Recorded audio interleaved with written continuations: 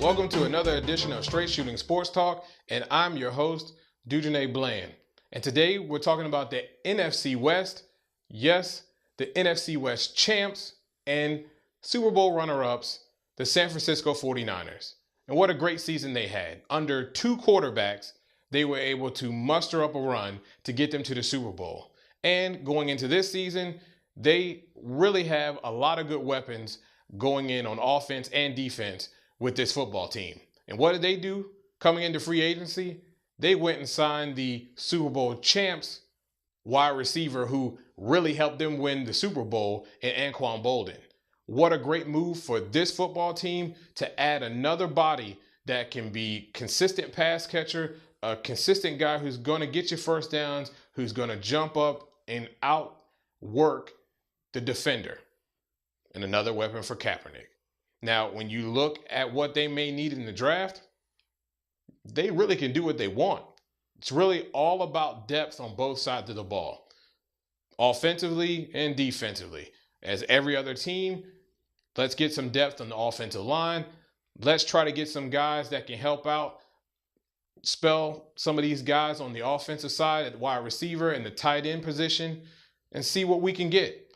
But overall, that team is looking really good going into this season. You look at the defensive side of the ball. They have the best safety tandem out there. They have some really solid corners. Carlos, led by Carlos Rogers, the guy who couldn't catch an interception in Washington, D.C., doing a great job out there in San Francisco. And the defense, hey, what more can you say? Great pass rushers, a nice set of linebackers.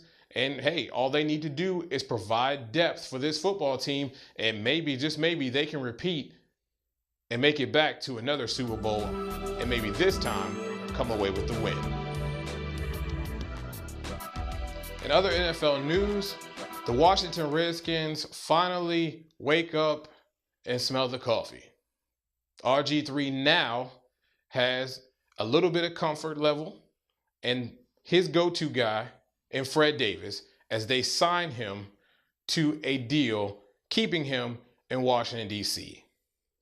Now, this is very important, I believe, for this football team, and I think most Redskins fans will agree that, yes, Logan Paulson did a great job. Niles Paul was a guy who was spotty, but gave and put in some work and allowed and helped out this offense to do what it did during the season, especially in Fred Davis's absence. But you must all agree that Logan Paulson and Niles Paul is not a group of guys that are going to demand double coverages, not going to stretch the field down the field, and is not as speedy as Fred Davis. And quite frankly, the guy is a quality blocker, although Logan and Niles Paul have become very solid blockers in the run game as well.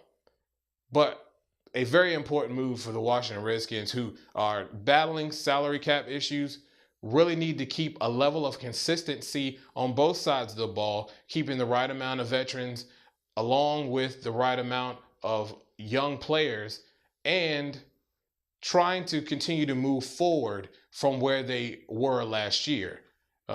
Winning the division, going on a 7-game winning streak to do so, making a playoff appearance, and having a home playoff game. So now they're trying to take that step to the next level. And hopefully this is one piece of the puzzle that can help this football team on the offensive side of the ball to carry out that mission.